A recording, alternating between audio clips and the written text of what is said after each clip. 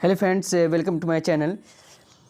देखिए, बिहार विद्यालय परीक्षा समिति पटना के जरिए जो है स्टेट 2022 जो है जो आयोजन नहीं हुआ था वो स्टेट 2023 में आयोजन कराया जा रहा है। 2022 का ही 23 में ये जो कैंडिडेट शामिल होंगे ये 7th फेज के लिए शामिल होंगे।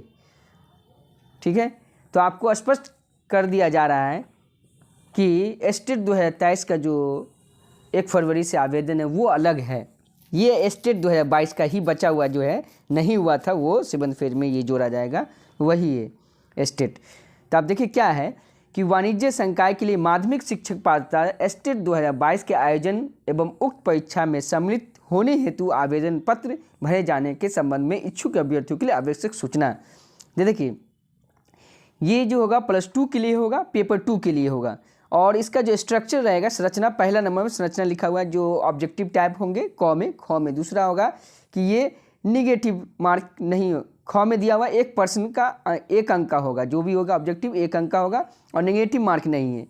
दूसरा है कि परीक्षा के विषय में पेपर 2। देखिए, पेपर 2 में बिजनेस स्टडीज विषय कोड, अगर क्लियर आपको नहीं दिख रहा होगा तो मैं बोल भी रहा हूँ। बिजनेस स्टडीज जो है विषय है जिसका कोड 209 है, अकाउंटेंसी 210 है, एंटरप्रेन्योरशिप जो है 211 है कोड। चलिए तीसरा में आते हैं। तीसरा में है पेपर 2 में जो है जो भी होंगे आपका जो पेपर 2 जो होगा वो आपका उच्च माध्यमिक के तहत आने वाले वाणिज्य संकाय के विषयों के लिए राज्य के विश्वविद्यालय में लागू स्नातक प्रतिष्ठा स्तरीय पाठ्यक्रम होगा ये। ठीक है, उसके बाद परीक्षा का पैटर्न जो होगा तो आप पता है कि 100 अंक का जो आपको ऑब्जेक्टिव टाइप जो है जिससे रिलेटेड आपको कॉमर्स से रिलेटेड पूछे जाएंगे, और 50 नंबर जो है शिक्षण कला से, जो आप बीएड किए होंगे तो वो जानते होंगे। तो ये टोटल आपका जो होगा 150 अंक का होने वाला है। ठीक है, नेक्स्ट चलते हैं, अहर्ता की बात करते हैं। तो अहर्ता में 5 नंबर में दिया हुआ है। तो अहर्ता के लिए आपको जो है सबसे पहले आवेदक नागरिक जो होना चाहिए भारत का नागरिक हो तथा बिहार राज्य का निवासी हो, बस बिहार राज्य ही भर सकते हैं। उसके बाद आपको क्या है कि ख में ये नियमावली 2023 के तहत जो उच्च माध्यमिक पद हेतु माध्यमिक शिक्षक पात्रता परीक्षा के परीक्षार्थी हो सकते हैं, तो ये नहीं। ग में देखिए पेपर 2 संकाय के अंतर्गत माने कॉमर्स के विषय में आपको 50% होना चाहिए स्नातकोत्तर की डिग्री, माने कि एमकॉम होना चाहिए।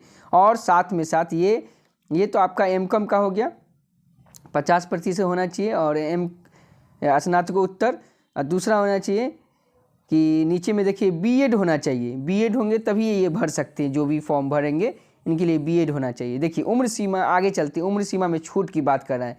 देखिए उम्र सीमा में छूट क्या होगा कि ये जो न्यूनतम आयु जो रखा गया है ये 21 वर्ष रखा गया है। कितना? 21 वर्ष से कम होगा आपका ये होना चाहिए 1/8/2022 को 21 वर्ष पूर्ण जाना चाहिए। अगर उससे कम होता है तो आप फॉर्म नहीं अप्लाई कर सकते हैं।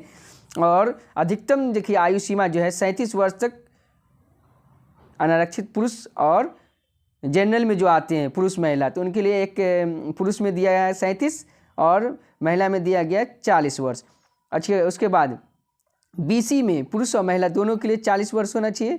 उसके बाद ईबीसी पुरुष महिला दोनों में 40 वर्ष होनी चाहिए। और अनुसूचित जाति पुरुष महिला में 42 वर्ष होनी चाहिए। अनुसूचित जनजाति पुरुष महिला में 42 वर्ष होनी चाहिए। और साथ में साथ ये भी खुशी की बात है कि आपको 10 वर्ष की छूट मिली है। 10 वर्ष की क्या मिली है? छूट। 10 वर्ष की छूट मिली इसमें। इसका मतलब 52 साल तक भर सकते हैं। 42 और 10 से जोड़ दीजिए, 52 साल तक आप फॉर्म अप्लाई कर सकते हैं। ठीक है, देखिए उसके बाद देखिए क्या दिया हुआ है, साथ में दिए उत्तीर्णता के बारे में। देखिए उत्तीर्णता जो आपका होगा, उत्तीर्णांक जो होगा, ये जो दिया हुआ कि माध्यमिक शिक्षक पात्रता 2022 का उत्तीर्ण का निम्नवत रहेगा कि आपको सामान्य के लिए जो आप पास कीजिएगा 50% अंक लाइए तभी पास माना जाएगा। 50% अंक माने पिछड़ा वर्ग के लिए 45.5, अत्यंत पिछड़ा वर्ग के लिए 42.5, अनुसूचित जनजाति के लिए 40%, दिव्यांग के लिए 40% और महिला के लिए 40%। तो कोई खास नहीं है, आप पढ़िएगा तो अच्छे से आ सकता है ये। तो ये आप जो स्टेट में लाइएगा वो मार्क्स का दिए हुआ है। देखिए प्रमाण पत्र, जो प्रमाण पत्र जो है पेपर 2 का जो है आपको मिलेगा, ये एक बात बोल दिया गया है कि जो भी प्रमाण पत्र मिलेगा वो आपको लाइफ टाइम मिलेगा। लाइफ टाइम जब भी स्टेट का फॉर्म भराया जाएगा जो भी बहाली के लिए, तो लाइफ टाइम आप फॉर्म भर सकते हैं। ठीक है, ये आपको एक बार पास होना है, फिर लाइफ टाइम के लिए ये है। दूसरा नॉर्मलाइजेशन। नॉर्मलाइजेशन क्या होता है कि नॉर्मलाइजेशन में तब होगा जब आप जानते हैं कि ये स्टेट का पेपर जो है कैंडिडेट ज़्यादा होता है तो कई शिफ्ट में एग्ज़ाम लिया जाता है। तो कई शिफ्ट में एग्ज़ाम लिए जाते हैं तो किसी का पर्सन जो है हार्ड होता है, किसी का आसान होता है, तो उसके अकॉर्डिंग जो है सबको प्रॉफिट लॉस दोनों को देखते हुए ये नॉर्मलाइजेशन सिस्टम को लागू किया जाता है। ठीक है, आपको क्लियर नहीं दिख रहा होगा लेकिन मैं जो बोल रहा हूँ उसको सुनिएगा। नॉर्मलाइजेशन का जो सिस्टम होगा, सपोज कीजिए आपको जो 150 अंक का जो परीक्षा हुआ, ये नीचे में लिखा हुआ 150 अंक का जो परीक्षा हुआ आपको देख सकते हैं, उसका रॉ स्कोर 76 है। तो नॉर्मलाइजेशन के उपरांत आपको नॉर्मलाइज के कारण अभ्यर्थी नॉर्मलाइज के उपरांत आपको स्कोर आया 74.90 आता है, माने 150 का 50% 75 होता है। प्राप्त नहीं करते हैं तो वो आप पास नहीं माने जाएंगे। 75% होना चाहिए नॉर्मलाइजेशन में, 74.90 आता है तो नहीं होगा आपका पास आउट। तो ये है। दूसरा नीचे में देखिए कि परीक्षा शुल्क है। ये परीक्षा शुल्क कितना है तो 960 रुपया लगेंगे। जनरल OBC ये सारे उसी में आ गए, अत्यंत पिछड़ा वर्ग सारे 960 रुपये लगेंगे। उसके बाद जो अनुसूचित जनजाति SC ST के लिए 760 रुपया। देखिए प्रवेश परीक्षा की अवधि जो होगी याद रखिएगा आपका 150 मिनट का होगा, 150 मिनट का होगा। आपको देख लीजिए 11 नंबर में, और 150 मिनट का मतलब 2.5 घंटा का होगा पेपर आपको होगा। ठीक है, अब 12 नंबर में देखिए ऑनलाइन परीक्षा आवेदन पत्र भरने की तिथि जो ये भी प्रोसेस जो होगा आपका फॉर्म भराएगा ऑनलाइन प्रोसेस होगा। नीचे देख लीजिए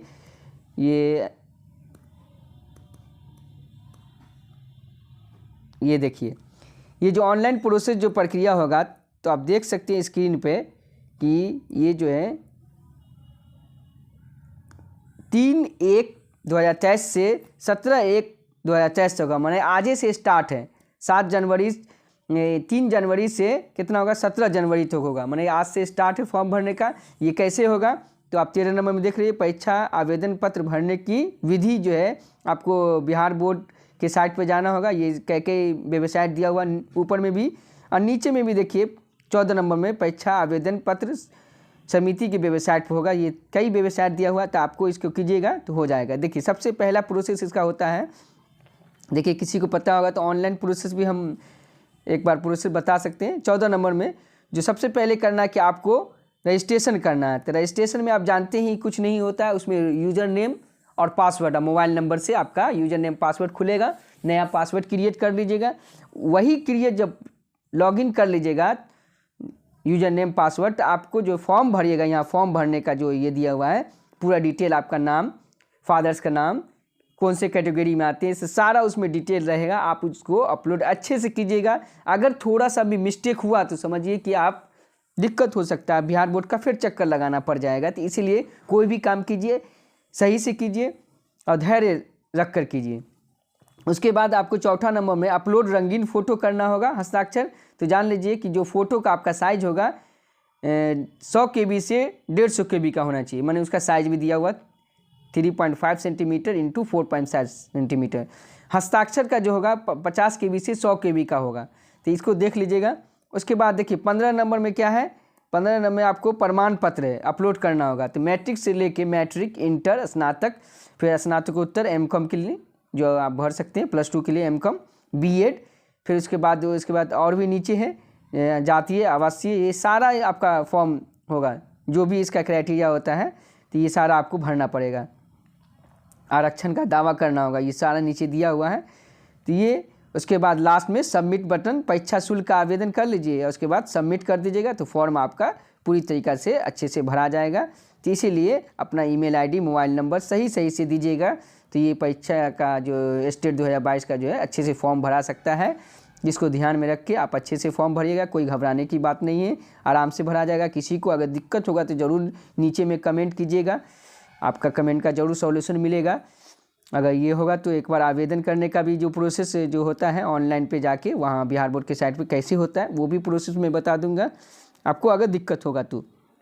इस तरह जो है स्टेट 2022 जो कॉमर्स +2 के लिए होने जा रहा है, तो उसके लिए फॉर्म फिलअप हो रहा है, तो जिनका जो है एमकॉम कॉमर्स से है वो जल्दी से आके फॉर्म फिलअप कर दे। आज ही से स्टार्ट है, 17 तक चलेगा।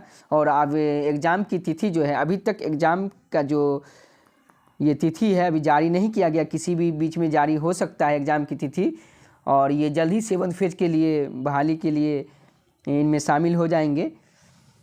तो देखा जाए नेक्स्ट किस तरह का इससे रिलेटेड न्यूज़ आता है। फिर मिलते हैं नेक्स्ट वीडियो के साथ। अगर वीडियो आपको अच्छा लगता होगा तो ज़रूर लाइक शेयर सब्सक्राइब कर दीजिएगा। थैंक्स।